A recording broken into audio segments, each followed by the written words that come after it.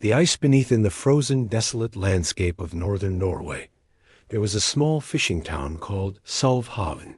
The winters were merciless, the waters unforgiving, and the people quiet and brooding. Among them was Erik, a fisherman in his mid-30s. Erik had lost his wife, Ingrid, to the icy sea 2 years ago when their boat capsized in a sudden storm. Since then, he lived in solitude, refusing to set foot on a boat again. He spent his days repairing fishing nets and avoiding the sea. The villagers whispered about him. The sea broke him, they said. He will never return. But what if the very thing that broke you held the key to your redemption? One January morning, a young boy, Leif, rushed into Erik's workshop.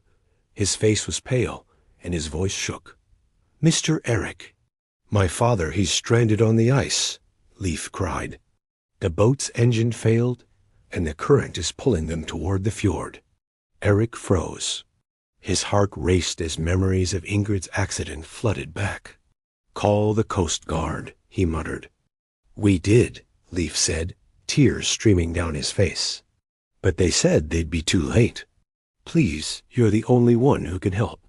Erik clenched his fists. He wanted to say no, but the boy's desperation was too much to bear.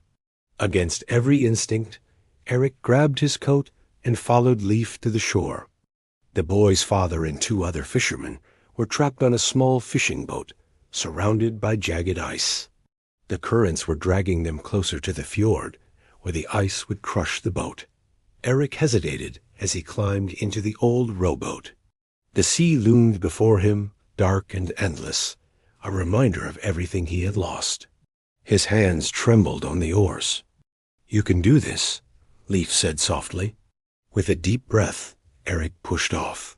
As he rowed toward the stranded boat, memories of Ingrid's laughter and the storm that took her filled his mind. The icy wind cut into his face, but he kept rowing, each stroke a battle against his fear. Reaching the boat, Erik tied a rope to its bow and began to row back, dragging it toward safety. The ice groaned and cracked around them. The current pulled hard, testing his strength. "I can't do this," Erik muttered, sweat and tears mixing on his face. But then he heard Ingrid's voice in his mind. "You're stronger than you think, Erik. The sea doesn't just take, it gives too. You just have to trust yourself." With a final surge of effort, Erik pulled the boat free of the ice. The fisherman and Leif's father scrambled to shore as the villagers cheered. Back on land, Leif hugged Erik tightly. "You saved my father. Thank you." Erik stood silently, staring at the sea. For the first time in years, he felt its pull, not as a threat, but as a challenge. The next day, Erik returned to the harbor. He boarded his old fishing boat, repaired it, and set sail. The villagers watched in awe as he ventured back onto the sea that had once broken him. The sea, Erik realized, was not his enemy.